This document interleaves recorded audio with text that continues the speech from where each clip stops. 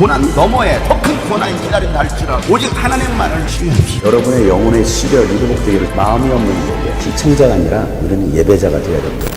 샬롬, 오늘은 종려주일입니다. 2000년 전 예수님께서 인류의 죄를 대신 지시기 위해서 예루살렘 성으로 들어가신 날입니다. 많은 백성들이 종려나무가지를 흔들면서 호시에나 호시에나 오셔서 속히 우리를 구원하여 주십시오 라고 찬양했던 날입니다. 예수님께서 베풀어 주셨던 그 구원의 은혜가 오늘 우리의 심령 가운데 있기를 간절히 소망합니다. 함께 나눌 말씀은 마가복음 14장 22절부터입니다. 그들이 먹고 있을 때에 예수께서 빵을 들어서 축복하신 다음에 떼어서 그들에게 주시고 말씀하셨다. 받아라, 이것은 내 몸이다. 또 잔을 들어서 감사를 드리신 다음에 그들에게 주시니 그들은 모두 그 잔을 마셨다. 그리고 예수께서 말씀하셨다. 이것은 많은 사람을 위하여 흘리는 나의 피 곧 언약의 피다. 내가 진정으로 너에게 말한다.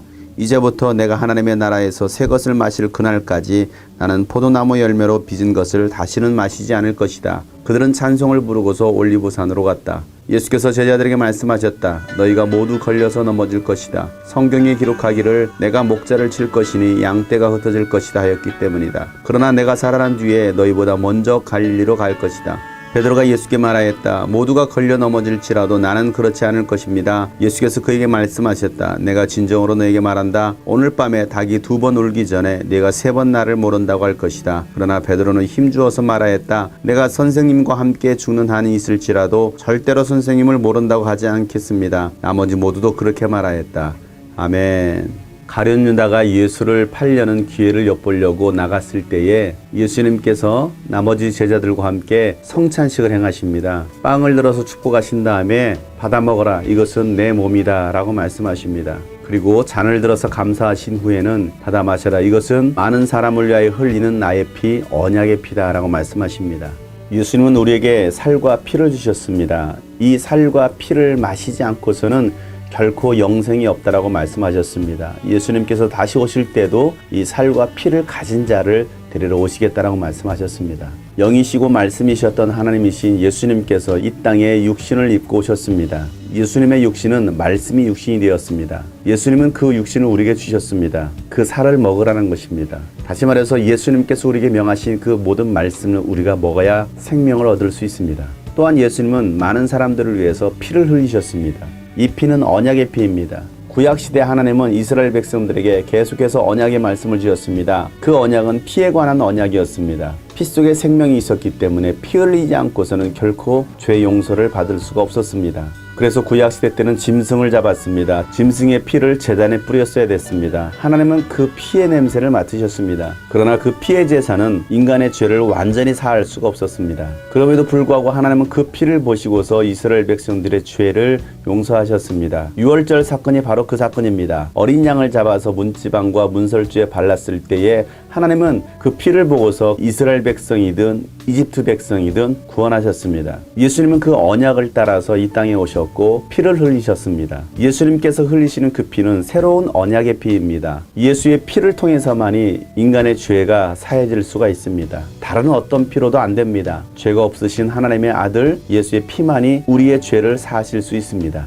그래서 오늘도 우리는 그 예수의 피를 마셔야 됩니다. 주님께서 흘리신 그 보혈을 우리는 기억하고 우리의 마음에 그 피를 발라야 됩니다. 예수님의 살과 예수의 피가 있는 자가 마지막 때 구원받을 수가 있습니다. 예수님은 제자들에게 빵과 포도주를 주시면서 너희들은 이것을 기념하라 라고 말씀하시면서 우리에게 성찬식을 명하셨습니다. 예수님은 하나님 나라에 들어가서 새 것을 마시는 그날까지 이 땅에서 포도나무 열매로 빚은 것은 마시지 않겠다라고 말씀하셨습니다. 우리는 이 땅에 머물면서 예수님께서 명하신 살과 피를 기억하면서 성찬식을 행합니다. 그것은 우리가 하나님 나라를 소망하기 때문입니다. 매일같이 예수님의 말씀을 묵상하고 기억하면서 실천하며 살아가는 사람들, 예수의 피를 마음에 담아두는 사람들, 그들이 하나님 나라에 들어가서 새로운 것을 마시게 될 것입니다. 제자들과 함께 올리브산으로 올라가십니다. 예수님께서 제자들을 보시면서 너희들은 모두 걸려 넘어질 것이다. 너희들은 나를 부인하고 떠나갈 것이다 라고 말씀하십니다. 스가랴 13장 7절 말씀을 가지고서 예수님은 내가 목자를 칠 것인데 양떼가 흩어질 것이다 라는 그 말씀을 가지고서 제자들에게 말씀하십니다. 그 말을 들었던 베드로는 모두가 걸려 넘어진다 할지라도 저는 절대로 넘어지지 않겠습니다. 다른 제자가 다 부인하고 떠나가도 저는 절대로 부인하지 않고 떠나지 않겠습니다. 라고 호언장담을 합니다. 그런 베드로에게 예수님은 내가 닭이 2번 울기 전에 나를 3번 부인할 것이다 라고 말씀하십니다. 그러자 베드로는 더 힘주어서 말합니다. 예수님, 나는 절대로 떠나지 않겠습니다. 내가 선생님과 함께 죽는 한이 있어도 절대로 예수님을 부인하지 않겠습니다 라고 말을 합니다. 그리고 나머지 제자들도 함께 그렇게 말을 합니다. 목자를 친다라는 것은 목자를 죽인다라는 것입니다. 목자가 사라진다라는 것입니다. 그러면 양떼가 흩어질 거라는 겁니다. 우리 눈에 목자 대신 예수님 보이지 않으면 양들은 흩어집니다. 날마다 목자 대신 예수님께 우리의 시선을 고정시켜야 되는데 예수님이 눈에 보이지 않으면 양떼들은 떠납니다. 코로나 전염병으로 인해서 한국교회가 현장 예배가 아닌 온라인 예배로 바뀌었습니다. 그러면서 교회 공동체에 모이기가 어려워졌습니다. 교회 공동체에 모여서 말씀을 듣고 예배할 때는 우리가 믿음이 있어 보입니다. 그런데 다 흩으신 것입니다. 흩어졌어도 목자 대신 예수님을 바라보면 넘어지지 않을 텐데 교회 공동체와 함께하지 못하고 또 개인적으로 주님을 묵상하지 못하고 예수님의 살과 피를 기억하지 못하니까 많은 양떼들이 흩어집니다. 걸려 넘어집니다. 예수님께 칭찬까지 받았던 베드로였지만 예수님은 그 베드로가 걸려 넘어질 거라고 말씀하십니다. 저는 절대로 교회 떠나지 않을 거예요. 저는 절대로 목사님 떠나지 않을 겁니다. 라고 말했던 많은 사람들이 지금은 곁에 없습니다. 많이 떠나갔습니다. 여러 가지 일들로 걸려 넘어집니다. 그들 중에는 믿음을 아예 버린 사람들도 있습니다. 그래서 예수님은 내 살과 내 피를 받아 먹으라라고 말씀하시는 것입니다. 날마다 예수님의 살인 말씀을 기억하지 않고 마음에 새기지 않고 예수의 피를 우리의 마음에 바르지 않는다면 모두가 걸려 넘어지게 되어 있습니다. 베드로와 제자들이 했던 그 고백, 절대로 넘어지지 않을 것입니다 라고 했던 그 고백이 우리의 고백되고 또 그 고백이 변하지 않기를 간절히 소망합니다.